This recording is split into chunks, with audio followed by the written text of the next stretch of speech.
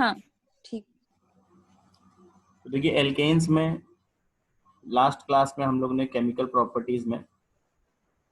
Properties of alkanes में alkanes की जो कैरेक्टरिस्टिक रिएक्शन है वो है सब्स्टिट्यूशन रिएक्शंस, जिसमें कोई एटम या कोई ग्रुप एल्केन के हाइड्रोजन एटम्स को रिप्लेस करता है या सब्स्टिट्यूट करता है। इसमें 3 इंपॉर्टेंट सब्स्टिट्यूशन रिएक्शंस हैं एल्केन्स में जो हम लोग ने पढ़ी हैं। हैलोजिनेशन, जिसमें उसके अंदर हमने क्लोरीनेशन, ब्रोमिनेशन, आयोडीनेशन और फ्लोरीनेशन, ये 4 रिएक्शंस पढ़ी हैं। तो हैलोजिनेशन ऑफ एल्केन्स एक सब्स्टिट्यूशन रिएक्शन है एल्केन्स का, और सब्स्टिट्यूशन में भी और अगर स्पेसिफिक बात करें तो फ्री रेडिकल सब्स्टिट्यूशन रिएक्शंस हैं ये। सेकंड जो सब्स्टिट्यूशन रिएक्शन था एल्केन्स का, नाइट्रेशन ऑफ एल्केन्स, ये भी फ्री रेडिकल सब्स्टिट्यूशन रिएक्शन है। इसमें एल्केन को आप फ्यूमिंग नाइट्रिक एसिड के साथ ट्रीट करते हैं तो NO2 ग्रुप, नाइट्रो ग्रुप एल्केन के हाइड्रोजन एटम्स को रिप्लेस करता है। थर्ड सब्स्टिट्यूशन रिएक्शन जो हमारे पास था वो सल्फोनेशन। इसमें एल्केन्स को हम लोग फ्यूमिंग सल्फ्यूरिक एसिड या ओलियम H2S2O7, और ये ओलियम बेसिकली है SO3 गैस डिसॉल्व्ड इन कॉन्सेंट्रेटेड सल्फ्यूरिक एसिड। तो फ्यूमिंग सल्फ्यूरिक एसिड के साथ या ओलियम के साथ एल्केन्स को ट्रीट करते हैं तो SO3H ग्रुप, सल्फोनिक एसिड ग्रुप एल्केन के हाइड्रोजन एटम को रिप्लेस करता है। तो ये भी एक फ्री रेडिकल सब्स्टिट्यूशन रिएक्शन, ठीक है। ऑक्सीडेशन के बाद से मैंने अच्छे से अब नेक्स्ट रिएक्शन है हमारा आइसोमराइजेशन। एल्केन्स के अंदर स्ट्रेट चेन एल्केन्स या N एल्केन्स जिनको कहते हैं, नॉर्मल एल्केन्स, अनब्रांच्ड एल्केन्स, उसको जब हम एल्यूमिनियम क्लोराइड और हाइड्रोजन क्लोराइड के साथ हीट करते हैं, aluminium chloride and hydrogen chloride, इनके साथ हम हीट करते हैं, ये कैटलिस्ट है। तो जो स्ट्रेट चेन एल्केन्स हैं वो कन्वर्ट हो जाएंगे ब्रांच्ड चेन एल्केन्स में। तो ये कोई ना एलिमिनेशन है, ना सब्स्टिट्यूशन है, ना एडिशन है, ये एक टाइप का रीअरेंजमेंट रिएक्शन है जिसमें straight chain alkanes branched chain alkanes में यानी अपने ही आइसोमर में चेंज हो गए, ठीक है ना। तो ये रीअरेंजमेंट रिएक्शन कह लो या इसे आइसोमराइजेशन रिएक्शन कह लो, जिसमें रिएजेंट या रिएक्टेंट अपना ही एक आइसोमर फॉर्म कर रहा है। जैसे यहाँ पर एग्जांपल देखिए, एनहेक्सेन। एनहेक्सेन का मतलब है हेक्सेन जिसमें 6 कार्बन एटम्स एक स्ट्रेट चेन में है, अनब्रांच्ड। तो एनहेक्सेन को जब हम इस कैटलिस्ट के साथ, इस कैटलिस्ट के प्रेजेंस में हीट कर रहे हैं, कैटलिस्ट क्या है हमारा आइसोमराइजेशन के लिए? एनहाइड्रस AlCl3 और HCl एंड HCl। तो ये एनहेक्सेन या जो अनब्रांच्ड हेक्सेन है वो 2 methyl pentane and 3 methyl pentane में चेंज हो रहा है। अगर हम मॉलिक्यूलर फॉर्मूला इनका देखेंगे 2 मिथाइल पेंटेन का और 3 मिथाइल पेंटेन का, तो इन दोनों का मॉलिक्यूलर फॉर्मूला वही है जो हेक्सेन का है, मतलब ये आइसोमर्स हैं हेक्सेन के, ठीक है। And this process is known as isomerisation, ठीक है। तो एल्केन्स में ऐसा होता है जब आप इसको हीट करते हैं इन कैटलिस्ट के साथ। अब नेक्स्ट रिएक्शन है, ये सब छोटी छोटी रिएक्शंस एल्केन्स की, एरोमेटाइजेशन। अब देखिए नाम से क्लियर, एरोमेटाइजेशन में हम जब एल्केन्स को हीट करते हैं कुछ कैटलिस्ट के प्रेजेंस में, वो कैटलिस्ट हैं आपके chromium oxide, vanadium oxide, molybdenum oxide, aluminium oxide. तो जो एलिफैटिक एल्केन्स हैं वो एरोमेटाइज होके एरोमेटिक एल्केन्स में चेंज हो जाएंगे। एरोमेटाइजेशन नाम से क्लियर है, इसमें एलिफैटिक कंपाउंड एरोमेटिक कंपाउंड्स में चेंज हो जाएंगे। जनरली जो हमारे पास एरोमेटिक कंपाउंड्स हैं जो हम लोग जनरली पढ़ते हैं, जो हमारे सिलेबस में, वो बेंजीन रिंग है या बेंजीन रिंग कंटेनिंग कंपाउंड्स। अब बेंजीन रिंग में होते हैं 6 कार्बन एटम्स, हाँ तो इसका मतलब एरोमेटाइजेशन के लिए जो भी एल्केन्स हैं वो मिनिमम 6 कार्बन के होने चाहिए। 6 कार्बन के मिनिमम एल्केन्स एरोमेटाइज होंगे, क्योंकि 6 कार्बन से कम के जो एल्केन्स होंगे जैसे पेंटेन या वो हो ब्यूटेन ही नहीं या पाएंगे। प्रोपेन, उनका करस्पॉन्डिंग एरोमेटिक कंपाउंड नहीं बन पाएगा, क्योंकि एरोमेटिक कंपाउंड मिनिमम 6 कार्बन, अगर बेंजीन रिंग की बात करें तो 6 कार्बन से स्टार्ट होगा। तो जो भी हम्म स्ट्रेट चेन एल्केन्स हैं 6 कार्बन या उससे ज्यादा कार्बन के, उनको जब हम हम्म हीट करेंगे कुछ कैटलिस्ट की प्रेजेंस में तो वो एरोमेटाइज होके अपना एरोमेटिक कंपाउंड फॉर्म करेंगे। This process is known as aromatisation. हाँ तो इसमें इंपॉर्टेंट क्या है, पहला कि इसमें जो आप हीट करेंगे वो 6 to 8 कार्बन एटम्स के एल्केन्स को हीट करेंगे, हाँ ठीक है ना। और हाँ इसकी प्रेजेंस में करेंगे, इसमें कैटलिस्ट क्या होंगे, ऑक्साइड्स ऑफ क्रोमियम मतलब क्रोमियम हाँ oxide, oxides vanadium of oxide. Vanadium, vanadium oxide, हाँ मोलिब्डेनम ऑक्साइड। ऑक्साइड, ऑक्साइड्स हाँ ऑफ मोलिब्डेनम, हाँ सपोर्टेड ओवर एल्यूमिना, एल्यूमिना होता है एल्यूमिनियम ऑक्साइड Al2O3। तो ठीक। यहाँ से एरोमेटिक कंपाउंड बनेगा। अब एक बात ध्यान रखिएगा, इस एरोमेटाइजेशन के अंदर अगर हिडन प्रोसेसेस की बात करें तो इतने सारे प्रोसेस एरोमेटाइजेशन के अंदर होते हैं। एरोमेटाइजेशन में साइक्लाइजेशन भी होता है, एरोमेटाइजेशन में आइसोमराइजेशन भी होता है, एरोमेटाइजेशन में डिहाइड्रोजिनेशन भी होता है। यानी एरोमेटाइजेशन इन तीनों प्रोसेस से मिलकर बना हुआ है। जब कोई एलिफेटिक कंपाउंड एरोमेटिक में चेंज होगा तो वो साइक्लाइज भी होगा, मतलब ओपन चेन से साइक्लिक में कन्वर्ट होगा, आइसोमराइज भी होगा, और उसमें से हाइड्रोजन एटम रिमूव भी होंगे, मतलब डिहाइड्रोजिनेशन भी होगा। तो एरोमेटाइजेशन में ये सारी चीजें इंक्लूड रहेंगी, ठीक है। ठीक। हाँ अब एग्जांपल में देखिए आप एरोमेटाइजेशन में, जैसे हमने यहाँ लिया एन हेक्सेन, ये स्ट्रेट चेन हेक्सेन है, 6 कार्बन एटम का एल्केन है एन हेक्सेन, हमने बनाया ऐसे है इस फॉर्म में, लेकिन वो स्ट्रेट चेन है CH3 CH2 CH2 CH2 CH2 and CH3। 6 carbon. देखिए यहाँ पर कोई बॉन्ड हमने नहीं बनाया है ना, मतलब साइक्लिक नहीं है अभी ये, ठीक। ठीक है, ये स्ट्रेट चेन ही है। जब हमने इसको हाँ हीट किया Cr2O3 की प्रेजेंस में, chromium oxide, aluminium oxide, vanadium oxide इनकी प्रेजेंस में, तो ये यहाँ हाँ से साइक्लिक हो गया और यहाँ पर देखिए बेंजीन रिंग बना। हाँ अब अगर थोड़ा सा और ध्यान देंगे हम इसमें, तो क्या ये केवल साइक्लिक हुआ है? नहीं, देखिए यहाँ पर बॉन्ड बना, यहाँ हाँ आप यहाँ देखिए ये सारे बॉन्ड्स पहले देखिए, ओरिजिनल आपके पास जो हेक्सेन था उसमें सारे बॉन्ड सिंगल थे, सिंगल। हाँ यानी इधर डबल। सैचुरेटेड बॉन्ड्स थे, हाँ। ठीक है ना। हम्म अभी हम्म। प्रोडक्ट में क्या हो रहा है कि साइक्लाइजेशन तो हो ही रहा है, अनसैचुरेशन भी आ रहा है। तो हाँ अनसैचुरेशन कैसे हो गया? इसका मतलब यहां से हाइड्रोजन एलिमिनेट हुआ, यहां से हाइड्रोजन एलिमिनेट हुआ, ठीक है, हाँ इनके बीच में डबल बॉन्ड आ गया, ऐसे हो रहा होगा कुछ। हाँ तो साइक्लाइजेशन के साथ साथ हाइड्रोजन का रिमूवल भी हुआ, यहाँ से हुआ, इन दोनों के बीच से हुआ, ऐसे हुआ, यही 4 हाइड्रोजन यहाँ से एलिमिनेट हो रहा है। तो डिहाइड्रोजिनेशन ये भी इसमें इन्वॉल्व है। ठीक। हमने क्या कहा था, साइक्लाइजेशन मतलब ओपन चेन कंपाउंड से आइसोमराइजेशन और साइक्लिक बन रहा है। डिहाइड्रोजन। हाँ साइक्लिक में भी कैसा बन रहा है, अनसैचुरेटेड। तो इसका मतलब है अनसैचुरेशन का मतलब ही कि हाइड्रोजन एलिमिनेट हुए हैं।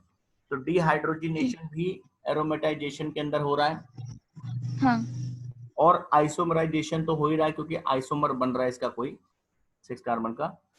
तो हाँ ये रिएक्शन बहुत इंपॉर्टेंट है अपने आप में। एन हेक्सेन को हीट करेंगे, बेंजीन फॉर्म होगा। ठीक। ये एरोमेटाइजेशन प्रोसेस है, और इस एरोमेटाइजेशन के अंदर अगर हम देखेंगे तो बार बार हम कह रहे हैं साइक्लाइजेशन हो रहा है, आइसोमराइजेशन हो रहा है, और डिहाइड्रोजिनेशन डिहाइड्रोजनेशन। यानी हाइड्रोजन का रिमूवल भी हो रहा है, तभी वो अनसैचुरेटेड में चेंज हो रहा है। हाँ ऐसे ही हमने मान लो एन हेप्टेन लिया, हेक्सेन की जगह हेप्टेन लिया। हेप्टेन में कितने कार्बन एटम है? 7 7, 7। ठीक है, हाँ यहाँ पर देखिए 7 है। हाँ तो हम जब 7 कार्बन यानी हेप्टेन को जब ऐसे ही एरोमेटाइज करेंगे, 1 2 3 4 5 6 एंड 7। तो इसको करेंगे तो 6 कार्बन हमारे बेंजीन रिंग में चेंज हो गए हाँ और एक कार्बन हमारा मिथाइल ग्रुप की तरह अटैच हो गया, मतलब टॉलुइन हमें बना या मिथाइल बेंजीन बना। ठीक। हाँ जैसे आपने 6 कार्बन जब हेक्सेन लिए तो 6 कार्बन का ही बेंजीन रिंग बन गया। 7 कार्बन हाँ का जब एल्केन यानी हेप्टेन लिया तो 6 कार्बन से बेंजीन रिंग और एक कार्बन ब्रांच में आ गया, ठीक। तो मिथाइल बेंजीन या टॉलुइन। अगर हम 8 तो कार्बन एटम्स लेंगे यानी ऑक्टेन का अगर हम एरोमेटाइजेशन करते हैं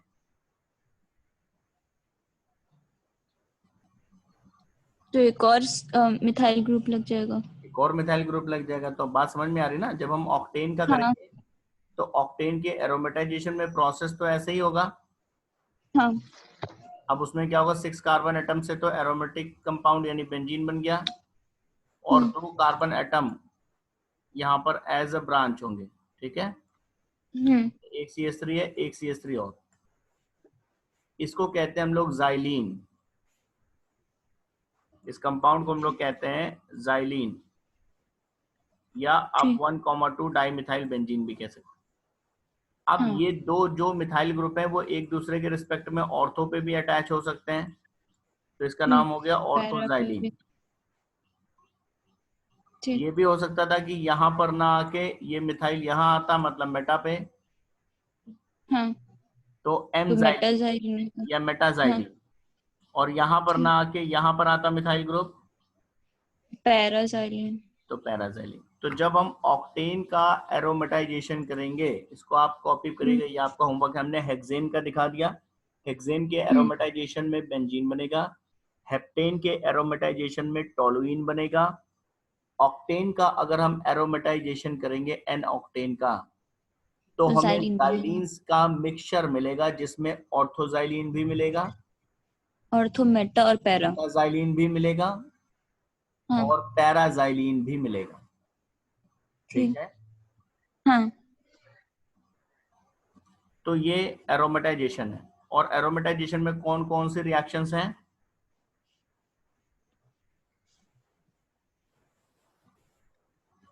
अभी हमने बताया एरोमेटाइजेशन में कौन कौन से रिएक्शंस हैं। रिएक्शंस एरोमेटाइजेशन में तो ओवरऑल प्रोसेस है, इस प्रोसेस के अंदर साइक्लाइजेशन भी हो रहा है, आइसोमराइजेशन भी हो रहा है और डिहाइड्रोजनेशन भी हो रहा है। ठीक। तो ये हाँ प्रोसेस एरोमेटाइजेशन। हम्म इसमें याद रखिएगा हेक्सेन, एन हेक्सेन का एरोमेटाइजेशन करेंगे हम्म बेंजीन, तो बेंजीन। हाँ एन हेप्टेन का करेंगे तो टोलिन। टोलुइन, हाँ और एन ऑक्टेन का करेंगे तो xylene. Ortho meta para. Now next reaction is pyrolysis. हाँ पायरोलिसिस को हम लोग थर्मल डिकम्पोजिशन भी कहते हैं, पायरोलिसिस ऑफ एल्केन्स। पायरोलिसिस मतलब थर्मल डिकम्पोजिशन, यानी किसी कंपाउंड को हीट करके by effect of hmm heat hmm break करेंगे, स्मॉलर कंपाउंड्स में डिकम्पोज करेंगे हीटिंग हाँ इफेक्ट से, तो इसको थर्मल डिकम्पोजिशन या इसी को हम लोग पायरोलिसिस कहते हैं, ठीक है। ठीक है। तो जब हम हाँ एल्केन्स को हीट करते हैं तो एल्केन्स डिकम्पोज होते हैं, उनके अंदर ब्रेकिंग स्टार्ट हो जाती है, किसकी, कार्बन कार्बन बॉन्ड्स की एज हाँ well as carbon hydrogen bonds की, दोनों की ब्रेकिंग होती है। तो ठीक। उस एल्केन के करस्पॉन्डिंग एल्कीन्स या कार्बन कार्बन बॉन्ड की ब्रेकिंग होगी तो उससे लोअर एल्केन्स, उससे लोअर एल्कीन्स कुछ भी बन सकता है। पायरोलिसिस में ठीक। बहुत सारे प्रोडक्ट्स बनते हैं, किसी एल्केन का अगर हम पायरोलिसिस करेंगे तो उसके अंदर सारे ऑप्शंस, कार्बन कार्बन बॉन्ड की ब्रेकिंग, कार्बन हाइड्रोजन बॉन्ड्स की ब्रेकिंग, सारे ऑप्शंस को कंसीडर करते हुए बहुत सारे प्रोडक्ट्स बन सकते हैं, ठीक ठीक है। है। हाँ तो पायरोलिसिस है क्या, पहले तो decomposition of a compound by application of heat. Heat. हाँ हीट यूज करके किसी कंपाउंड को डिकम्पोज करेंगे तो उसी को पायरोलिसिस कहते हैं। पायरोलिसिस ऑफ हायर एल्केन्स करेंगे तो हमें क्या क्या मिलेगा, लोअर एल्केन्स मिलेंगे, एल्कीन्स मिलेंगे, ये सब एल्कीन्स। मिलेगा। इसी को क्रैकिंग भी ठीक। कहते हैं। पायरोलिसिस, थर्मल डिकम्पोजिशन, क्रैकिंग, ये सब एक ही बात है। और ये एब्सेंस ऑफ कैटलिस्ट में होता है, यानी किसी कैटलिस्ट की जरूरत नहीं होती, एल्केन्स को सीधे हीट कर दीजिए। हाँ तब सही है। हाँ तब सही है ये। कैटलिस्ट याद नहीं करना पड़ेगा। अब जैसे यहाँ पर देखिए हम C4H10 को हीट कर रहे हैं, C4H10 मतलब ब्यूटेन, हम्म तो सारे ऑप्शन हमें मिलेंगे। ब्यूटेन से सेम कार्बन का एल्कीन यानी ब्यूटीन, हम्म लोअर कार्बन के एल्केन्स, तो ब्यूटेन को ब्रेक करेंगे तो प्रोपेन, मीथेन या इथेन, इथेन। ठीक। 4 कार्बन है ब्यूटेन तब में, जब ब्रेक करेंगे तो हाँ 1 और 3 कार्बन यानी मीथेन और प्रोपेन भी बनेगा। हाँ 2 और 2 कार्बन में भी ये ब्रेक होगा तो इथेन एंड इथेन भी बन सकता है। इथीन बनेगा। हाँ और उनके करस्पॉन्डिंग एल्कीन यानी इथेन का एल्कीन इथीन हाँ और प्रोपेन का एल्कीन, प्रोपीन। तो ये सारी चीजें बनेंगी।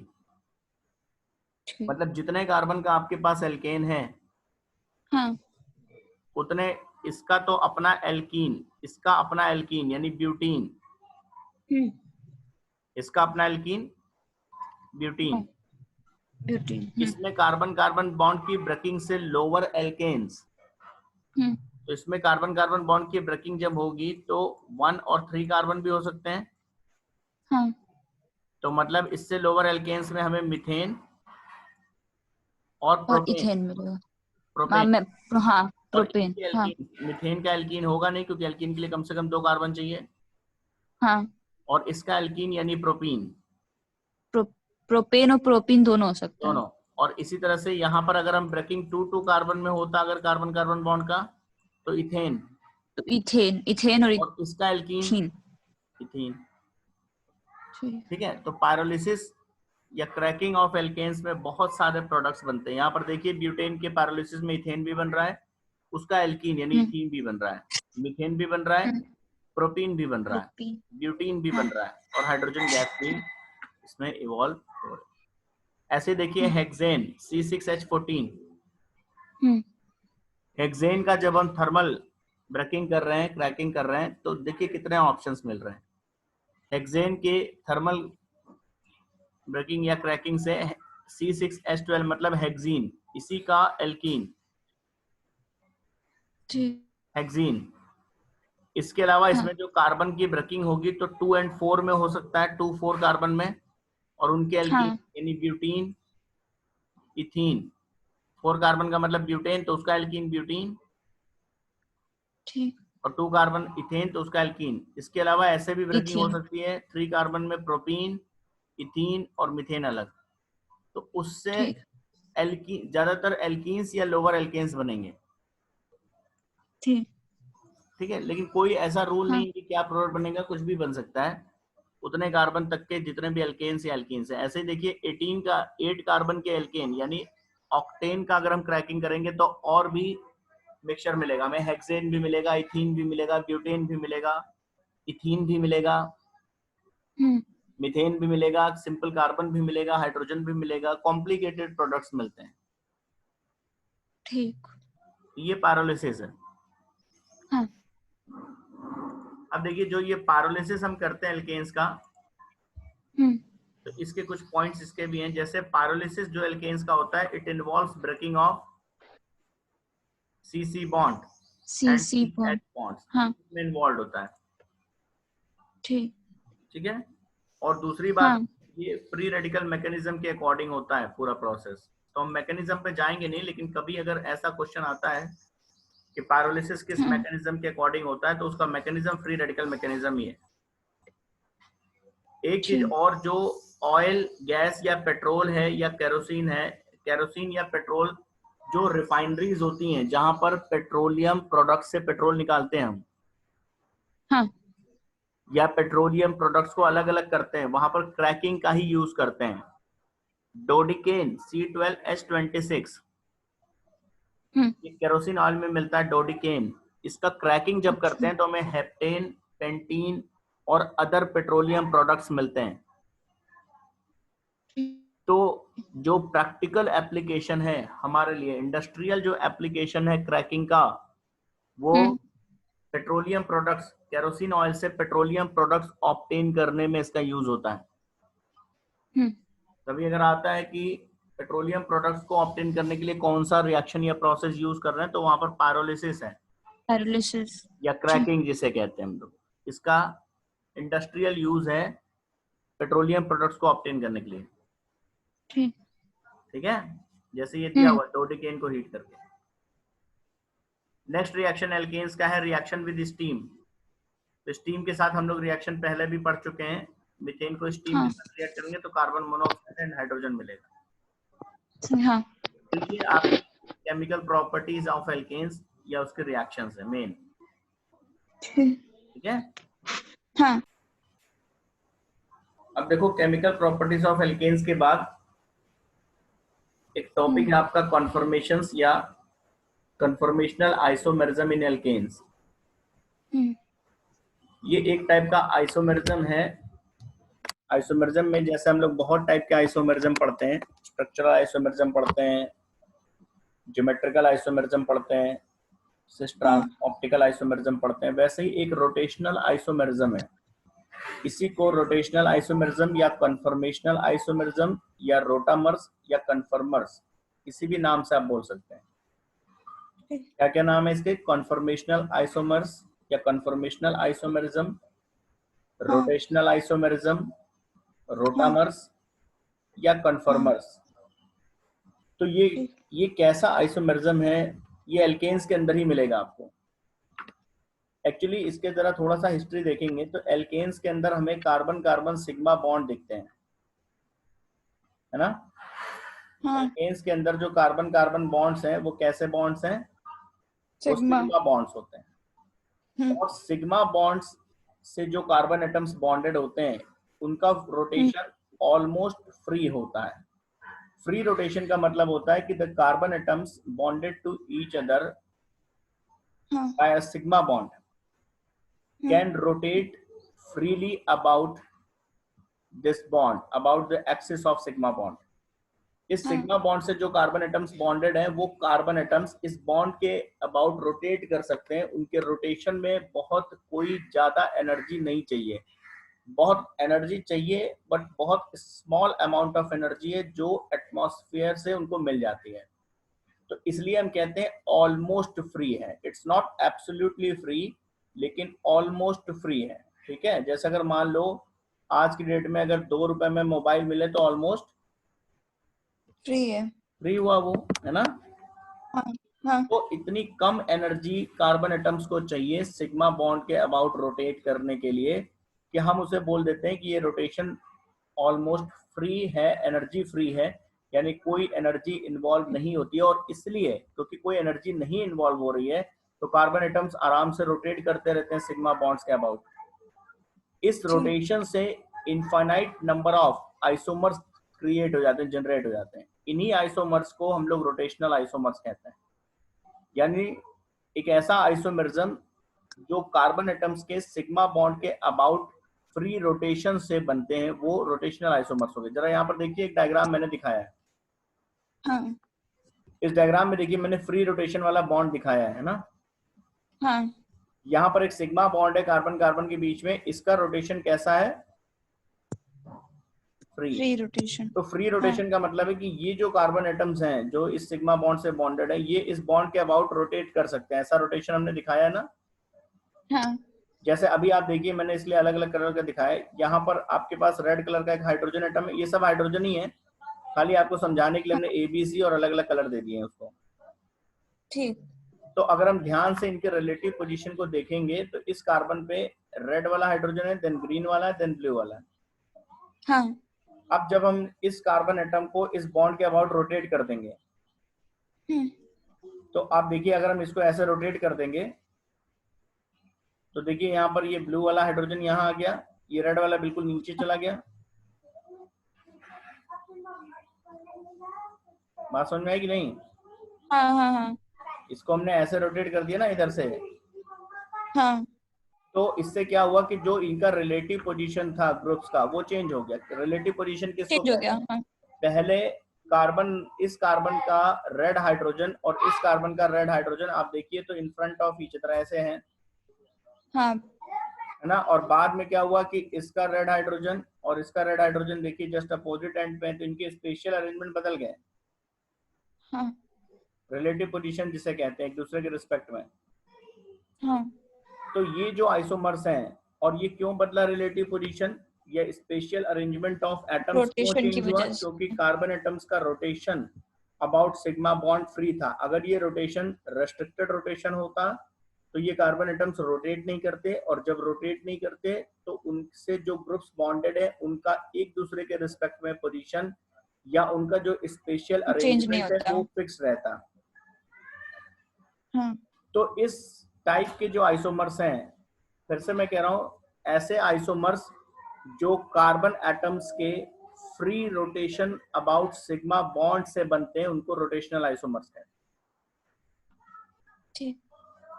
और ऐसे इनफाइनाइट आइसोमर्स बनेंगे जब हम कार्बन एटम्स को रोटेट करते हैं। तो रोटेशनल आइसोमरिज्म की यहाँ पर डेफिनेशन दी हुई है, such special arrangement of atoms और the isomerism which can be converted, such special arrangement of atoms which can be converted into one another by rotation around a C single bond C are called conformations or conformers or rotamers. ठीक। अब देखिए, जब इस हाँ bond को आप rotate करेंगे तो आपको इनफाइनाइट नंबर ऑफ आइसोमर्स मिलेंगे। और हम क्या कह रहे हैं कि जब हम कार्बन कार्बन सिंगल बॉन्ड के अबाउट रोटेट करते हैं कार्बन एटम्स को सिग्मा बॉन्ड के अबाउट, तो ये रोटेशन बिल्कुल फ्री भी नहीं होता, इट्स नॉट कंप्लीटली फ्री, है ना। कार्बन को सिग्मा बॉन्ड के अबाउट रोटेट करने में एनर्जी लगती है। कितनी एनर्जी लगती है? हाँ 1 to 20 वन से। किलो जूल पर मोल।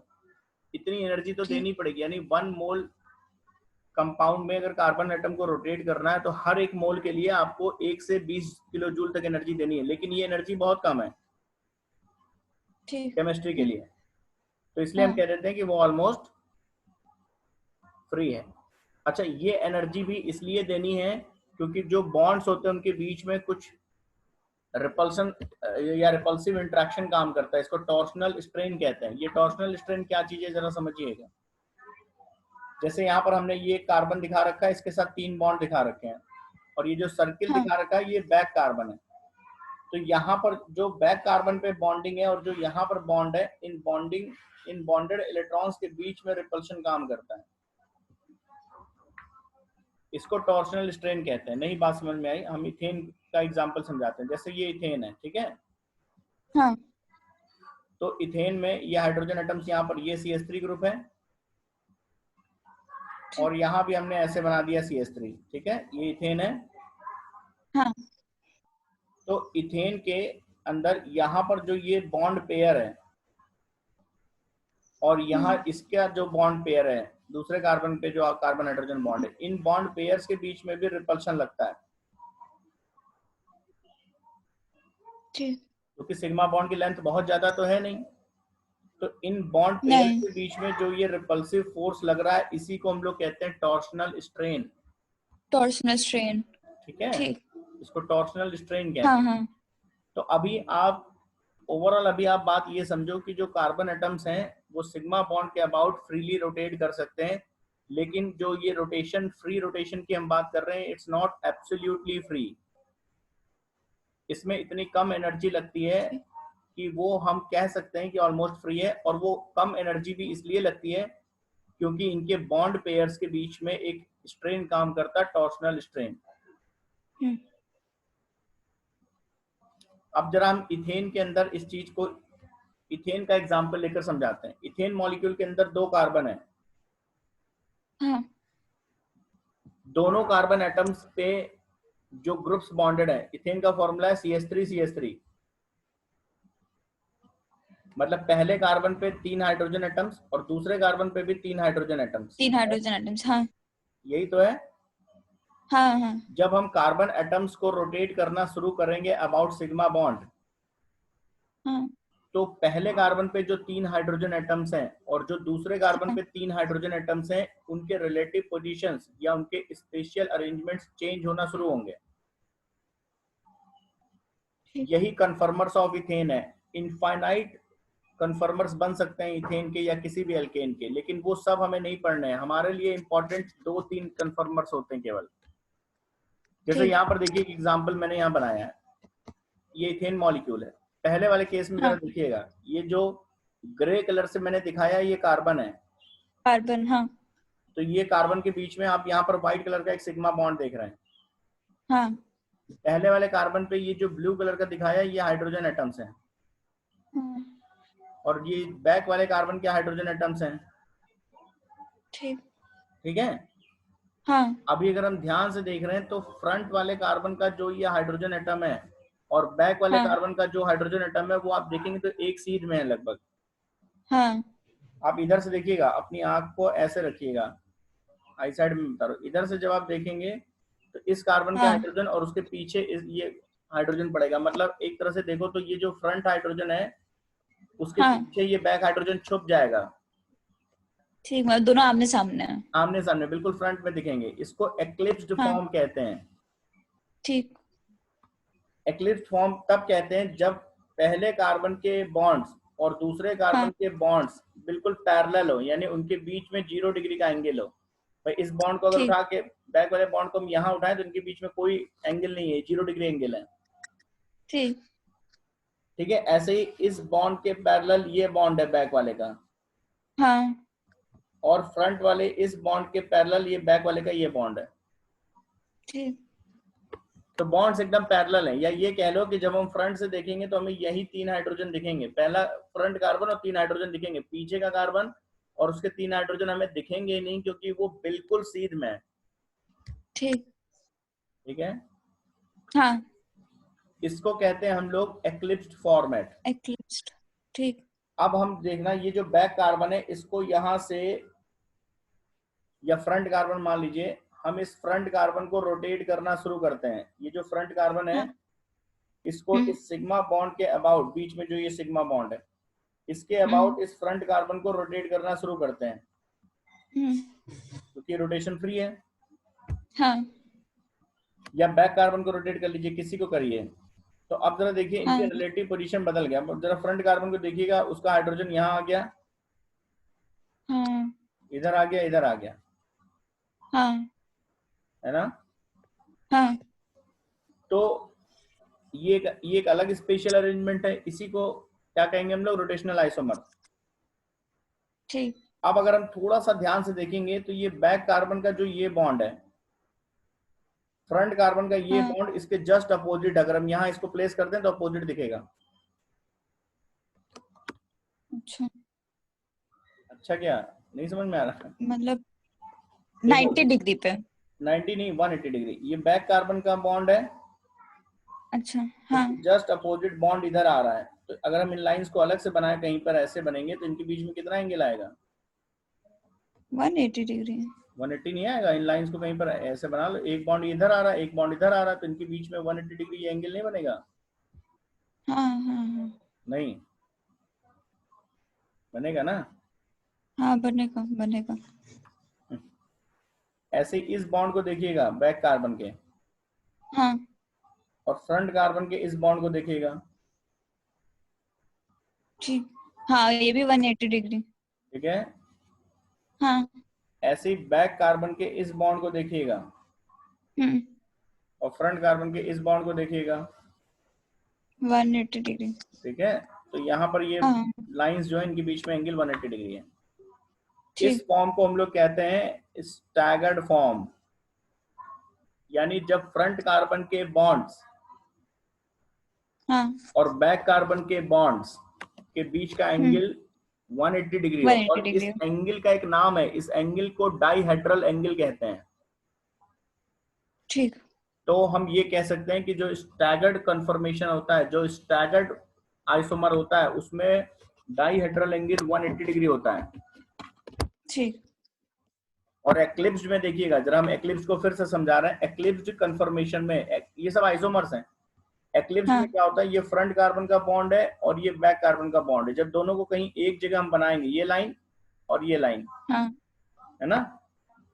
हाँ, 0 डिग्री। 0 डिग्री एक्चुअल में ऐसे बना रहे हैं। ये लाइन हो गया और ये दूसरी लाइन ऐसे हो गई, तो इनके बीच में ये पैरेलल लाइंस हैं, तो इनके बीच में एंगल 0 डिग्री होगा। ठीक।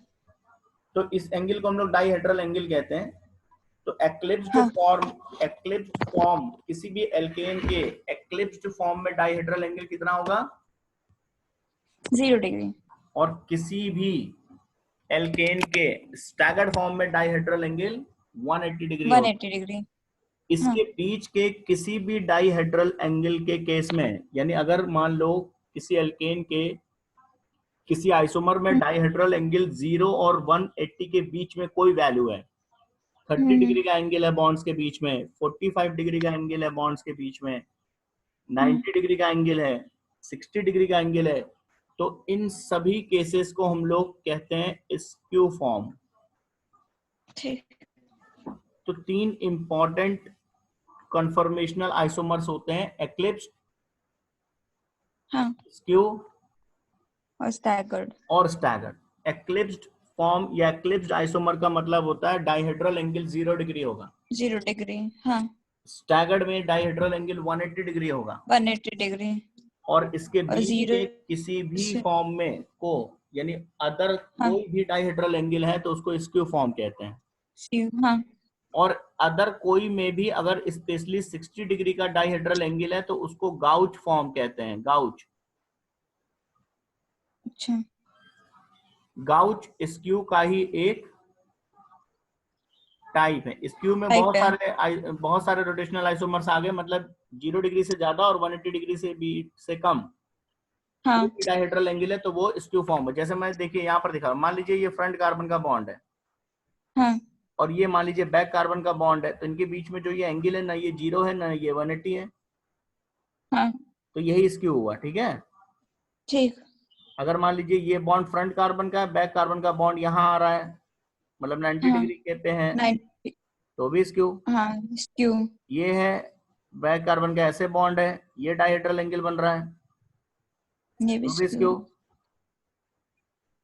ठीक है कि नहीं। हम्म। ये फ्रंट कार्बन के बॉन्ड है, ये बैक कार्बन का बॉन्ड है, मतलब 180 नहीं है ये। हाँ, तब भी स्क्यू होगा। केवल जब बॉन्ड्स पैरेलल होंगे तो वो एक्लिप्स्ड, जब बॉन्ड्स जस्ट अपोजिट यानी 180 डिग्री पे होंगे तो स्टैगर्ड। तो इसके वो बीच में कुछ भी एंगल, स्टैगर्ड। अगर फ्रंट कार्बन और बैक कार्बन के बॉन्ड्स के बीच में अदर कोई भी एंगल बन रहा है, अगर कोई भी अदर डाइहेड्रल एंगल है 0 और 180 डिग्री के अलावा, तो वो स्क्यू कन्फर्मर्स हुए। और स्पेशली अगर वो ठीक। 60 डिग्री हाँ। का एंगल है तो उसी को हम लोग कहते हैं गाउच। अब इन चीजों को पेपर पे ड्रॉ करने के लिए किसी एल्केन के कन्फर्मेशनल आइसोमर्स या कन्फर्मर्स या रोटेशनल आइसोमर्स को या स्टैगर्ड एक्लिप्स स्क्यू फॉर्म को पेपर पे ड्रॉ करने के लिए 2 तरीके हैं, जिसको कहते हैं सॉहॉर्स प्रोजेक्शन और न्यूमैन प्रोजेक्शन। सॉहॉर्स प्रोजेक्शन हाँ। में मॉलिक्यूल को ऊपर से व्यू करते हैं बॉन्ड के तरफ से। जैसे ठीक। देखिए ये सॉहॉर्स प्रोजेक्शन हमने एक्लिप्स्ड और स्टैगर्ड फॉर्म 2 दिखा रखे हैं इथेन के, लेकिन सॉहॉर्स तरीके में। सॉहॉर्स और न्यूमैन प्रोजेक्शन ठीक। का मतलब है ये 2 तरीके हैं कन्फर्मेशनल आइसोमर्स को ड्रॉ करने के हाँ। लिए। एक तरीका सॉहॉर्स ने दिया, सॉहॉर्स प्रोजेक्शन है, एक तरीका न्यूमैन प्रोजेक्शन है। ठीक है ना। तो हाँ। सॉहॉर्स प्रोजेक्शन में मॉलिक्यूल को बॉन्ड की तरफ से देखते हैं। जैसे मान लीजिए ये बॉन्ड है, इथेन है मान लीजिए, और ये 3 हाइड्रोजन इसके और ये 3 हाइड्रोजन इसके हैं। ठीक है। ठीक। तो सॉहॉर्स प्रोजेक्शन में जो आपका आई साइड है वो यहाँ है, यानी आप बॉन्ड की तरफ से व्यू करते हैं, ऐसे देखते हैं ऊपर से मॉलिक्यूल को, तो बॉन्ड पूरा दिखता है आपको क्लियर। ठीक है। और न्यूमैन हाँ। प्रोजेक्शन में जब आप किसी एल्केन को व्यू करते हैं तो कार्बन की तरफ से व्यू करते हैं, बॉन्ड की तरफ से नहीं, यानी अब आप इधर से मॉलिक्यूल को देख रहे हैं, ऐसे देख रहे हैं आप, ये आई साइड है आपकी। ठीक है। ठीक। तो जब आप कार्बन की तरफ से देखेंगे तो आपको कार्बन दिखेगा, लेकिन कार्बन कार्बन के बीच का बॉन्ड नहीं दिखेगा आपको। हाँ। सॉहॉर्स प्रोजेक्शन में आपको बॉन्ड क्लियर दिखता है, क्योंकि आप कहां से व्यू करते हैं, बॉन्ड के ऊपर से। हाँ, नहीं समझ में आई बात? आ गई। समझ में आई ना। हाँ। तो देखने का तरीका अलग अलग है और उसी के अकॉर्डिंग इसमें डायग्राम अलग अलग बनते हैं। अब सॉहॉर्स प्रोजेक्शन में हम बॉन्ड्स को क्लियरली दिखाते हैं। ये बॉन्ड है, मान लीजिए ये कार्बन है, ये कार्बन है, हम बॉन्ड्स को बिल्कुल क्लियर कट दिखाते हैं क्योंकि हम बॉन्ड्स के ऊपर से देख रहे हैं। ठीक है। अब ये हमारा फ्रंट कार्बन है, इस पे 3 हाइड्रोजन हमें दिखाने हैं 120 डिग्री पे, ये 120, ये 120, ये 120। और बैक कार्बन पे 3 हाइड्रोजन दिखाने हैं 120 पे। 120। हाँ। ठीक है ना। अब देखिए सॉहर्स में अगर हम ध्यान एक्लिप्स हाँ, हाँ। फॉर्म दिखा रहे हैं तो आप देखिए ये बॉन्ड इस बॉन्ड के पैरेलल है, ये बॉन्ड इस बॉन्ड के पैरेलल है, नहीं पैरेलल है? हाँ है। और ये बॉन्ड आप देखेंगे तो इस बॉन्ड के बिल्कुल सामने आ रहा है या पैरेलल है। ये एक्लिप्स्ड फॉर्म ऑफ इथेन है सॉहर्स प्रोजेक्शन में। स्टैगर्ड फॉर्म को देखिएगा, इथेन के स्टैगर्ड फॉर्म को, ये जो CH बॉन्ड है वो इस CH बॉन्ड के जस्ट अपोजिट है। ये जो CH बॉन्ड है इसके जस्ट अपोजिट ये CH बॉन्ड है। अब देखिए ये CH बॉन्ड इधर है CH, और ये CH बॉन्ड ऐसे है 180 डिग्री। और ये जो CH बॉन्ड है इसके अपोजिट फ्रंट कार्बन का बॉन्ड ये है। तो फ्रंट कार्बन का बॉन्ड ये है CH बॉन्ड, बैक कार्बन का बॉन्ड ये है CH बॉन्ड। ठीक है? हाँ। ये स्टैगर्ड और एक्लिप्स्ड फॉर्म है सॉहर्स प्रोजेक्शन में। ठीक। इनको बनाना बहुत आसान है। ये जो फ्रंट कार्बन है इस पे आप Y बना लीजिए, चाहे उल्टा या सीधा। जैसे यहाँ पर आप ध्यान से देखिए तो Y बनाया हमने। और अगर आपको एक्लिप्स्ड फॉर्म बनाना है तो बैक वाले कार्बन पे भी Y इसी के पैरेलल बनाइए। अगर आपको स्टैगर्ड फॉर्म बनाना है तो फ्रंट कार्बन पे मान लीजिए आपने उल्टा Y बनाया तो बैक कार्बन पे सीधा Y। ऐसे बनाया तो फ्रंट का जो बैक कार्बन है उस पे आप सीधा Y बना दीजिए, अपोजिट हो गया अपने आप। ध्यान से समझिए आप। हाँ। यहाँ देखिए उल्टा Y बनाया हमने, यहाँ भी उल्टा Y बनाया, यहाँ पे देखिए उल्टा Y बनाया, इधर देखिए सीधा Y बना हुआ है, सीधा Y। हाँ। मतलब पेपर पे जैसे कैसे बनाएंगे, अगर नहीं बना पा रहे हैं आप डायग्राम तो ये आसान तरीका है। ठीक, इजी और था। इनके बीच में इन दोनों कार्बन के, ये कार्बन और इस कार्बन के बीच में बॉन्ड है, तो उस बॉन्ड को जनरली हम सीधी लाइन से नहीं दिखाते हैं सॉहर्स प्रोजेक्शन में, ऐसे तिरछी लाइन से ही दिखाते हैं जैसे यहाँ दिखाया है। ठीक। तो हम पेपर पे बनाना बता रहे हैं। पहले आप एक तिरछी लाइन बना दीजिए, ये बॉन्ड हो गया। अब फ्रंट कार्बन पे आप जैसा मर्जी Y बना लीजिए, मान लीजिए सीधा Y बना दिया हमने। और अगर आपको एक्लिप्स फॉर्म बनाना है तो इस पे भी सीधा Y बना दीजिए ऐसे। स्टैगर्ड फॉर्म बनाना है तो पहले बॉन्ड बनाइए, इस पे मान लीजिए आपने सीधा Y बना दिया, फिर उल्टा Y बना दो। ठीक है? हाँ। इस पे आप उल्टा Y बना दीजिए ऐसे। तो उससे क्या होगा कि इसका अपोज ये करने लगेगा, इसका अपोज ये करने लगेगा, और ये जो इधर बॉन्ड जा रहा है इसका अपोज ये करने लगेगा। ठीक। डायहेड्रल एंगल सबके बीच में 180 डिग्री का मेंटेन हो जाएगा। हाँ। ऐसे ही इसी चीज को मतलब वही एक्लिप्स और स्टैगर्ड फॉर्म को ही हम दिखाएंगे, लेकिन न्यूमैन प्रोजेक्शन में। ठीक। तरीका बदल गया। न्यूमैन प्रोजेक्शन में मॉलिक्यूल को फ्रंट कार्बन की तरफ से देखते हैं तो बॉन्ड नहीं दिखेगा आपको। कौन सा बॉन्ड नहीं दिखेगा? कार्बन कार्बन के बीच का बॉन्ड नहीं कार्बन दिखेगा। कार्बन। हाँ। इसमें फ्रंट कार्बन को एक डॉट से और बैक कार्बन को सर्किल से दिखाते हैं। यहाँ पर देखिएगा भाई, आप कार्बन की तरफ से देखेंगे तो आपको फ्रंट कार्बन दिखेगा, बैक कार्बन भी नहीं दिखेगा और बॉन्ड भी नहीं दिखेगा। तो इसमें रूल ये होता है कि जो फ्रंट कार्बन है उसको एक डॉट से दिखाते हैं और जो बैक कार्बन है उसको एक सर्किल से दिखाते हैं। ये सर्किल मतलब ये बैक पीछे वाला कार्बन है। ठीक। इनके बीच में सिग्मा बॉन्ड है जो हम दिखा नहीं पा रहे हैं। ठीक। नहीं समझ में आया? नहीं आ गया।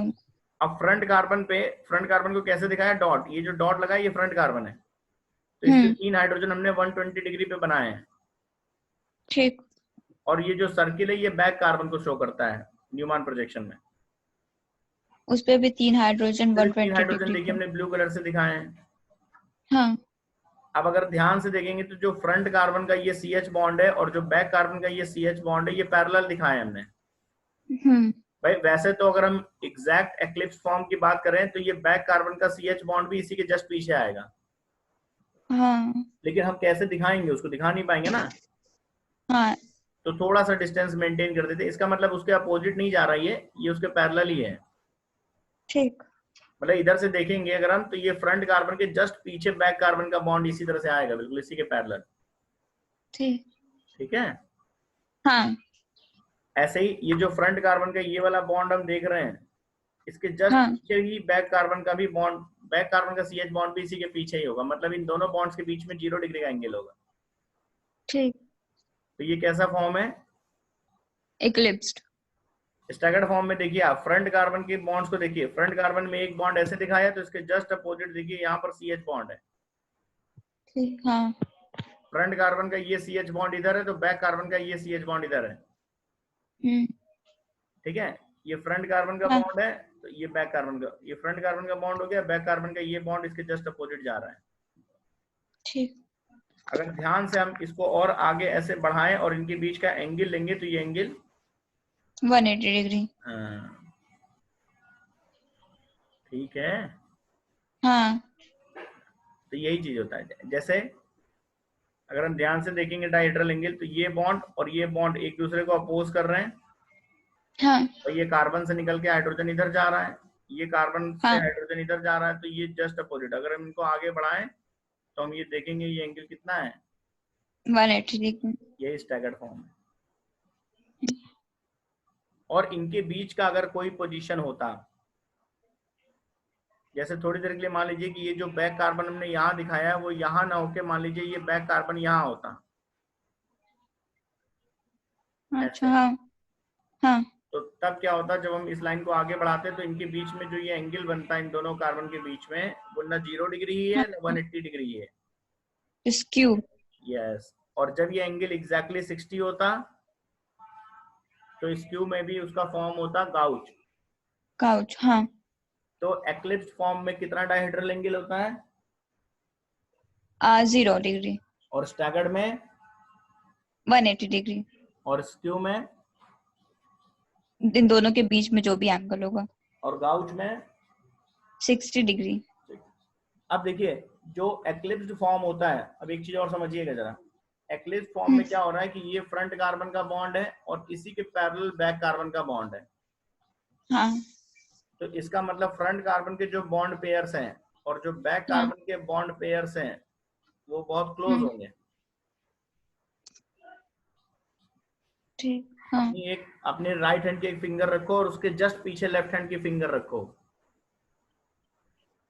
जस्ट पीछे। हाँ।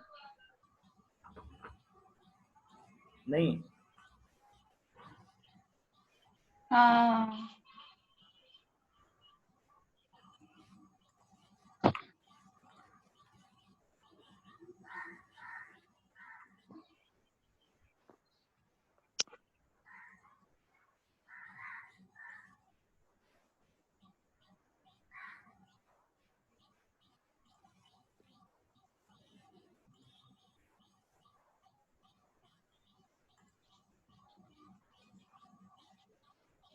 नहीं समझ में आया? आ गया। अब देखिए मैं यहाँ पर समझा रहा हूँ, जैसे मान लीजिए ये कोई बॉन्ड है, ठीक है, हाँ। और इसके जस्ट पीछे यहाँ पर बॉन्ड रखा है मैंने, ये कौन सा फॉर्म हुआ? हाँ। ये इक्लिप्स्ड। और स्टैगर्ड में क्या होता है कि ये बॉन्ड ऐसे है तो ये बॉन्ड ऐसे होगा। हाँ, 180 डिग्री फॉर्म करेगा। और इसके बीच में अगर कोई बॉन्ड बन रहा है, फ्रंट कार्बन का मान लो कोई बॉन्ड ऐसे आ रहा है, बैक कार्बन का ऐसे आ रहा है, तो ये स्क्यू हो जाएगा। ये स्क्यू फॉर्म हो गया। ठीक है, हाँ। ठीक है। हाँ। अब यहाँ पर समझिएगा, तो जो एक्लिप्स्ड फॉर्म है उसमें बॉन्ड्स पैरेलल हैं, ये बॉन्ड और ये बॉन्ड पैरेलल है, तो इन बॉन्ड पेयर्स के बीच में डिस्टेंस कम है, इनके बीच में रिपल्शन ज्यादा लगेगा। हाँ। जिसको टॉर्शनल स्ट्रेन कह रहे थे हम लोग। तो strain, torsional strain eclipsed form में बहुत ज्यादा होता है। ठीक। हाँ। उनकी जो बॉन्ड्स है वो पैरेलल हैं। हाँ, ज्यादा पास होंगे और ज्यादा स्ट्रेन लगेगा, स्ट्रेस जब ये ज्यादा लेगा, टेंशन ज्यादा इसके अंदर होगी, तो इसकी स्टेबिलिटी कम होती है। एक्लिप्स्ड फॉर्म लेस स्टेबल फॉर्म होता है, टॉर्शनल स्ट्रेन ज्यादा होने की वजह से। हाँ। और जिसकी स्टेबिलिटी और एनर्जी का अपोजिट रिलेशन होता है, जो लेस स्टेबल होता है इट मींस कि उसकी एनर्जी ज्यादा होगी। हाँ। तो एनर्जी वाइज बात करें तो एक्लिप्स्ड कन्फर्मर या एक्लिप्स्ड फॉर्म की एनर्जी ज्यादा होती है किससे? सबसे ज्यादा होती है स्टैगर्ड से। हाँ इसके जस्ट अपोजिट अगर हम स्टैगर्ड फॉर्म की बात करें तो उसमें एक बॉन्ड पेयर यहाँ आ रहा है, एक बॉन्ड पेयर इसके अपोजिट आ रहा है, तो इन बॉन्ड पेयर्स के बीच में डिस्टेंस ज्यादा होगी, हाँ तो रिपल्शन कम लगता है। हाँ, तो एनर्जी भी कम। यस, तो दो चीज, अगर हम टॉर्शनल स्ट्रेन की बात करें तो एक्लिप्स हाँ में टॉर्शनल स्ट्रेन ज्यादा है। टॉर्शनल स्ट्रेन ज्यादा मतलब है। इन्हीं बॉन्ड पेयर्स के बीच की जो स्ट्रेन है, रिपल्सन है। हाँ हाँ स्टैगर्ड में टॉर्शनल स्ट्रेन कम होता है, मिनिमम होता कम है। है। और हाँ स्क्यू में क्या होगा, इनके बीच का टॉर्शनल स्ट्रेन होगा, जैसे ये स्क्यू फॉर्म है हाँ तो इसका जो टॉर्शनल स्ट्रेन होगा मतलब कि बॉन्ड पेयर्स के बीच में जो रिपल्शन होगा वो एक्लिप्स्ड से कम, बट स्टैगर्ड से ज्यादा। ज्यादा स्ट्रेन होगा इसमें। हाँ इसीलिए इसकी स्टेबिलिटी स्क्यू की एक्लिप्स्ड से कम, एक्लिप्स्ड से ज्यादा स्टेबल होंगे। एक्लिप्स्ड लीस्ट स्टेबल फॉर्म होता है, ठीक। उससे ज्यादा स्टेबल कौन होगा? स्क्यू, जिसमें टॉर्शनल स्ट्रेन स्टीव। थोड़ा सा कम है। हाँ और सबसे मोस्ट स्टेबल फॉर्म कौन होता है? स्टैगर्ड। स्टैगर्ड। एनर्जी की बात करें जस्ट अपोजिट, हाँ स्टैगर्ड फॉर्म ऑफ एल्केन की एनर्जी मिनिमम होती है में सबसे कम। हाँ और एक्लिप्स्ड फॉर्म ऑफ एल्केन की एनर्जी सबसे, सबसे ज्यादा होती है। और बीच में होते हैं स्क्यू। स्क्यू। हाँ ठीक है? हाँ नहीं? हाँ। हाँ क्या? हाँ, अरे मतलब इजी है ये। इजी है लग रहा है तुम्हें? हाँ। चलो ठीक। अब यहाँ पर देखिए, आप जरा एक डायग्राम मैंने यहाँ पर दिखाया है, हम्म इस डायग्राम को देखिएगा। इस डायग्राम में मैंने तीनों चीजें, सारी चीजें दिखा रखी हैं। हम्म इस डायग्राम में देखिएगा, यहाँ पर एक्स एक्सिस पे हम क्या कर रहे हैं, डाइहेड्रल एंगल ले रहे हैं, हम्म या रोटेशन करा रहे हैं कार्बन एटम्स का सिग्मा बॉन्ड के अबाउट, और यहाँ पर उसके पोटेंशियल एनर्जी को नोट कर रहे हैं। ठीक। अब देखिए, सबसे पहले हम जब यहाँ पर हैं तो हम स्टैगर्ड फॉर्म में हैं। हाँ आप अगर देखिएगा इस डायग्राम को, तो थोड़ा और मैं छोटा कर देता हूँ, इससे क्लियर हो जाएगा।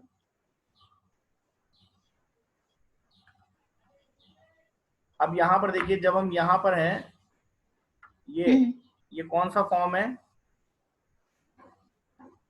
स्टैगर्ड। स्टैगर्ड फॉर्म है ना। आप देखिए इसमें बॉन्ड जस्ट अपोजिट है, ये बॉन्ड और ये बॉन्ड।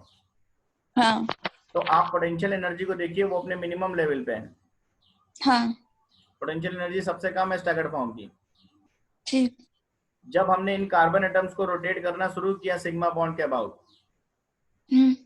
तो हम स्टैगर्ड से यहाँ पर आ गए इस फॉर्म पे, के आगे बढ़े। जब इसमें बॉन्ड्स का रोटेशन किया तो हम यहाँ पहुंचे, हाँ ये एक्लिप्स फॉर्म। सबसे ज्यादा एनर्जी होगी। तो वहां पर देखिए, जैसे हम वहां पर पहुंचे, कर्व में एनर्जी बढ़ने लगी और यहाँ पर आ गए। हाँ जैसे हम स्टैगर्ड फॉर्म से हमने बॉन्ड्स को रोटेट करना शुरू किया, एनर्जी बढ़ने लगी और एक्लिप्स फॉर्म पे एनर्जी मैक्सिमम हो गई। हाँ फिर हमने मान लीजिए यहाँ पर फिर रोटेशन शुरू किया कार्बन एटम्स का, तो एक्लिप्स से आप स्क्यू में जाने लगे, एनर्जी कम होने लगी। फिर जैसे ही हम एक स्टैगर्ड फॉर्म पे पहुंचे, एनर्जी सबसे कम। नहीं, बात समझ में आई? आ गई। ठीक है ना? हाँ हाँ तो इस तरह से चेंज होता है ये। ठीक। मतलब आप इस डायग्राम को समझाने का हमारा मतलब ये है कि आप रिलेटिव एनर्जीज भी ध्यान रखिए, रिलेटिव स्टेबिलिटीज भी ध्यान रखिए। स्टेबिलिटीज में बात करेंगे तो स्टैगर्ड कन्फर्मर, सबसे ज्यादा स्टैगर्ड स्टेबल है। आइसोमर स्टेबिलिटी सबसे ज्यादा होती है, सबसे कम एक्लिप्स्ड की और एक्लिप्स्ड की। इंटरमीडिएट स्क्यू की। हाँ पोटेंशियल एनर्जी की बात करेंगे तो एक्लिप्स्ड फॉर्म की एनर्जी सबसे ज्यादा होती है, लीस्ट स्टेबल मतलब सबसे ज्यादा एनर्जी। हाँ तो अगर मान लीजिए कॉम्पिटिटिव एग्जाम में आपको कोई ऐसा पोटेंशियल एनर्जी का डायग्राम ऐसा बना के दे दें, ऐसे 3 हाँ एनर्जी लेवल दे दें, ए बी सी लिख दें, हाँ और पूछें कि ए बी और सी में कौन सा एक्लिप्स्ड फॉर्म है, कौन सा स्टैगर्ड फॉर्म है, कौन सा स्क्यू फॉर्म है, या एनर्जी हाँ दिखा रहे हैं, तो जिसकी एनर्जी सबसे ज्यादा है आप समझ लो वो एक्लिप्स्ड फॉर्म है, हाँ और जिसकी एनर्जी सबसे कम है स्टैगर्ड। और अगर वाई एक्सिस पे एनर्जी की जगह स्टेबिलिटी दिखा रहे होते हैं तो सबसे ज्यादा जो ऊपर है वो स्टैगर्ड है यस, और सबसे नीचे वाला एक्लिप्स्ड। गुड। अब ऐसे ही हमने ब्यूटेन का भी दिखा रखा है, ये ब्यूटेन का फॉर्म है, ठीक है ना। ऐसे ब्यूटेन में कितने कार्बन होते हैं? 4। ब्यूटेन का फॉर्मूला CH3 सी CH2 CH2 CH3 CH2 और CH3। तो इसके जो हमने फॉर्म बनाए हैं स्टैगर्ड और एक्लिप्स, वो कैसे बनाए हैं जरा देखिएगा। उसमें इसको हमने फ्रंट कार्बन लिया, इसको बैक कार्बन लिया। अच्छा। तो हाँ, इस फ्रंट कार्बन से कितनी चीजें बॉन्डेड आप देखिए, 2 हाइड्रोजन बॉन्डेड है और एक कार्बन। Methyl group. हाँ, वही मिथाइल। और हाँ, बैक कार्बन पे अगर हम देखेंगे तो उसके साथ 2 तो 2 हाइड्रोजन और एक, हाइड्रोजन मिथाइल। इसके बेसिस पे बनाए हैं जरा हमने, देखिएगा इसको। अब यहाँ पर देखिएगा, ये हमारा फ्रंट कार्बन है। फ्रंट कार्बन से क्या दिखाया हमने? 2 हाइड्रोजन और एक। मिथाइल। और बैक कार्बन पे देखिए, सर्किल वाला बैक कार्बन है, तो 2 हाँ, हाइड्रोजन। और एक मिथाइल। अब इसमें भी देखिएगा, जो फ्रंट कार्बन का मिथाइल है और बैक कार्बन का जो मिथाइल है वो जस्ट अपोजिट है। हाँ, तो ये कैसा फॉर्म है? स्टैगर्ड। ब्यूटेन का स्टैगर्ड फॉर्म है ना। हाँ, और यहाँ पर पोटेंशियल एनर्जी देखिए मिनिमम है। हाँ। हमने कार्बन एटम्स को सिग्मा बॉन्ड के अबाउट रोटेट करना शुरू किया। हम्म। थोड़ी देर बाद जब इस रोटेशन में हम आए, तो आप देखिए जब इसको रोटेट करेंगे तो थोड़ी देर बाद हम यहाँ समझाते हैं। जब हम इसको रोटेट करेंगे, मान लीजिए फ्रंट कार्बन को रोटेट करना शुरू किया, तो ये जो हाइड्रोजन है, ये जब इसको रोटेट करेंगे तो थोड़ी देर बाद ये फ्रंट कार्बन का हाइड्रोजन यहाँ आ जाएगा, हाँ, मिथाइल बैक वाले मिथाइल के सामने पैरेलल। हाँ, इक्लिप्स फॉर्म बन जाएगा। और ये हाइड्रोजन घूम के इस हाइड्रोजन के सामने आ जाएगा, हाँ, और वो वाला मिथाइल उस वाले ये हाइड्रोजन के मिथाइल सामने इधर आ आ जाएगा। जाएगा, है ना। हाँ, एक्लिप्स फॉर्म हो गया। हाँ, देखिए एक्लिप्स फॉर्म बनते ही इसकी एनर्जी बढ़ बढ़ गई। गई, मतलब कि स्टेबिलिटी हाँ, कम हो गई, क्योंकि टॉर्सनल हाँ। स्ट्रेन आ गया। हम्म, टॉर्सनल स्ट्रेन मतलब इस बॉन्ड पेयर और इस बॉन्ड पेयर के बीच में रिपल्शन ज्यादा हो गया अब, ठीक है ना। हाँ, अब देखिए इसके आगे फिर हमने अभी रोटेशन फिर कंटिन्यू किया ऐसे हाँ। कार्बन एटम्स का। ये वापस जो स्टैगर्ड हाइड्रोजन है फॉर्म हो थोड़ी देर जाएगा। बाद यहाँ आ जाएगा, हाँ, मतलब थोड़ा सा रोटेट किया तो देखिए ये जो मिथाइल है ये थोड़ी देर बाद यहाँ आ जाएगा, यहाँ कहीं इसकी पोजीशन बन जाएगी फ्रंट वाले मिथाइल की, हम्म, ठीक है ना। ये हाँ, जो हाइड्रोजन एटम जो फ्रंट वाला ये हाइड्रोजन देख रहे हैं वो यहाँ आ गया। हाँ, मतलब यहाँ पर बॉन्ड एंगल की बात करें अगर इनके बीच में, फ्रंट कार्बन और बैक कार्बन के बॉन्ड्स के बीच में एंगल की बात करें तो वो 60 डिग्री का राउंड हो गया, या स्क्यू फॉर्म में आ गया हम। ठीक। तो स्क्यू फॉर्म में आने पे देखिए पोटेंशियल एनर्जी क्या हो गई, एक्लिप्स से कम हुई, हाँ, लेकिन स्टैगर्ड से अभी भी ज्यादा है। हाँ, इसके कंपैरिजन में देखिए एनर्जी ज्यादा है। हाँ। नई बात समझ में आई। आ गई। फिर इसको रोटेट करेंगे तो ये मिथाइल ग्रुप इसके पैरेलल हो जाएगा, यहाँ पर आ जाएगा ये मिथाइल, हाँ। Methyl methyl. हम्म। समझ में आ रही नहीं बात? तो वापस से इक्लिप्स हो जाएगा। वापस एक्लिप्स आ जाएगा, यानी 60, यहाँ से हमने इसको 60 डिग्री घुमाया, हम्म। अभी ये स्टैगर्ड है, इसको 60 डिग्री घुमाया, यहाँ पहुंच के फिर 60 घुमाया, इस क्यूब में आगे फिर 60 घुमाएंगे। तो अब वापस यहाँ से पर देखिए ये एक्लिप्स फॉर्म है, हाँ, तो इसकी एनर्जी देखिए फिर बढ़ गई। अब हम हाँ। जो आपको समझाना चाह रहे हैं वो स्ट्रक्चर 1 और 2 को जरा ध्यान से देखिएगा। ये 1 ये 2 ये दोनों ही तो एक्लिप्स 2 फॉर्म है, मिथाइल। हाँ, लेकिन वो वाला ज्यादा। लेकिन जो सेकंड फॉर्म है वो और भी कम स्टेबल है। हाँ, क्यों? कि दोनों मिथाइल हैं। यस, दोनों मिथाइल। इसको कहते हैं क्या, स्टेरिक स्ट्रेन, अच्छा। हाँ, स्टेरिक हिंड्रेंस। मतलब हाँ, दो टाइप का स्ट्रेन इसमें लग रहा है, एक तो टॉर्सनल स्ट्रेन बॉन्ड हाँ, एंगल बॉन्ड पेयर्स के बीच में, वो यहाँ भी लग रहा है टॉर्सनल स्ट्रेन इन बॉन्ड्स के बीच में। हाँ, हाँ, टॉर्सनल स्ट्रेन इसमें भी वही है, लेकिन इसमें एक हाँ, और स्ट्रेन काम कर रहा है दो बड़े ग्रुप्स के बीच में, हाँ। उस स्ट्रेन को कहते हैं स्टेरिक स्ट्रेन। Steric hindrance. हाँ, ठीक है, तो ये स्टेरिक स्ट्रेन भी काम कर रहा है, इसलिए ये एक्लिप्स्ड है, लेकिन एक्लिप्स्ड में और कम स्टेबल हुआ ये, और ज्यादा एनर्जी का हो गया हाँ ये। हाँ ठीक है ना, देखो ये भी एक्लिप्स्ड है, ये भी एक्लिप्स्ड है, लेकिन देखिए इसकी एनर्जी पहले से भी ज्यादा है इस वाले एक्लिप्स से, हाँ क्योंकि इसमें टॉर्सनल स्ट्रेन भी है plus steric strain. Steric hindrance भी है। हाँ और वैसे अगर देखा जाए तो इस वाले एक्लिप्स फॉर्म को हम लोग कहते हैं पार्शियल एक्लिप्स्ड, और इसको कहते हैं फुल्ली एक्लिप्स्ड। फुल्ली एक्लिप्स्ड मतलब जब सेम ग्रुप एक्लिप्स पैटर्न पे हो, मिथाइल मिथाइल के साथ एक्लिप्स्ड हो, हाँ हाइड्रोजन हाइड्रोजन के साथ, ठीक है ना, हाँ ये पार्शियल एक्लिप्स है। तो पार्शियल एक्लिप्स से भी कम स्टेबल कौन है? फुल्ली एक्लिप्स्ड, ब्यूटेन के केस में बात करेंगे। हाँ फिर 60 डिग्री रोटेट किया हमने, गाउच में आ गए, हाँ 60 डिग्री आए, यहाँ पर एंगल हो गया 60 डिग्री का, गाउच में आ गए, देखिए एनर्जी फिर कम हो गई, हाँ इस गाउच के बराबर पहुंच गए जो पहले था। हाँ फिर हमने इसको रोटेट किया, फिर एक्लिप्स पे आ गए, लेकिन पार्शियल एक्लिप्स पे, CH3H को एक्लिप्स कर रहा है और ये CH3H को, तो पहले वाले जितने तो एनर्जी इसके हो बराबर जाएगी। एनर्जी पे आ गए, हाँ ठीक है ना, और फिर इस पे आ गए। अब होगा क्या कि हाँ जैसे मान लीजिए किसी कॉम्पिटिटिव एग्जाम में आपको ये सारे स्ट्रक्चर बना के दे दिए जाए ब्यूटेन के, इनके नाम लिख हाँ दिए जाए 1 2 3 4, हाँ और आपसे कहा जाए कि इन चारों स्ट्रक्चर को इनके स्टेबिलिटी या इनके एनर्जी ऑर्डर में अरेंज करो, तो अब देख लेना, जो स्टैगर्ड फॉर्म होगा वो मोस्ट स्टेबल होगा, और मोस्ट स्टेबल होगा, लीस्ट स्टेबल होगा फुल्ली एक्लिप्स्ड फॉर्म, ठीक। और पार्शियल उससे एक्लिप्स्ड पहले फॉर्म पार्शियल बीच में होगा, एक्लिप्स। एनर्जी हाँ में, स्टेबिलिटी में, जिसमें भी अरेंज करना हो। ठीक। क्लियर हो गया? हाँ तो ये ब्यूटेन का था। ऐसे प्रोपेन का बनाना होगा तो प्रोपेन का भी बन जाएगा। हाँ प्रोपेन का कैसे बनेगा, अगर थोड़ा सा ध्यान दें तो प्रोपेन का हो जाएगा CH3, प्रोपेन का फॉर्मूला क्या है? CH3 CH2 CH3। हाँ ऐसे बनेगा।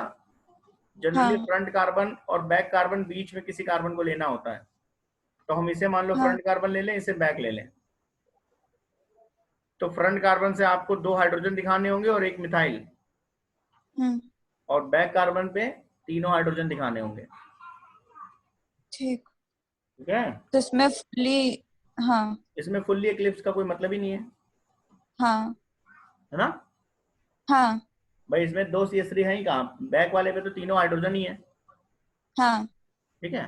तो उस तरह से दिखा सकते। क्लियर हो गया पूरा, टॉर्शनल एंगल, टॉर्शनल स्ट्रेन क्या है, हाँ और कन्फर्मेशनल आइसोमेरिज्म पूरा क्लियर।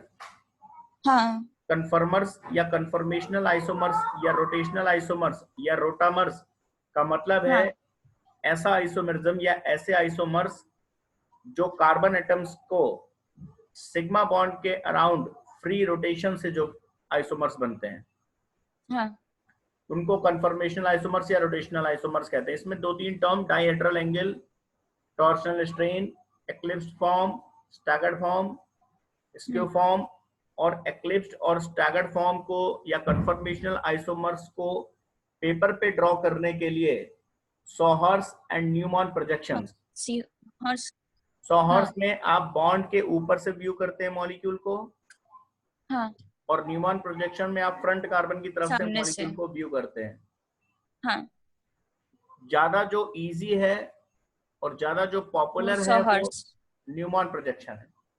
अच्छा, तुरंत आप एक डॉट बनाते हैं, 3 बॉन्ड बना देते हैं, एक सर्किल बनाते हैं, 3 बॉन्ड बना देते हैं, है ना, ये ज्यादा पॉपुलर है। तो ये कन्फर्मेशनल आइसोमर्स इन एल्केन्स था, और एल्केन्स टॉपिक आपका कंप्लीट। एल्केन्स के मेथड्स ऑफ प्रिपरेशन हो गए, एल्केन्स का फिजिकल प्रॉपर्टी हो गया जिसमें बॉइलिंग पॉइंट, ब्रांचिंग का बॉइलिंग पॉइंट पे क्या इफेक्ट होगा, मेल्टिंग पॉइंट जिसमें इवन कार्बन के एल्केन्स का मेल्टिंग पॉइंट क्यों हायर है, अल्ट्रेशन इफेक्ट, ये सारे पॉइंट्स हो गया।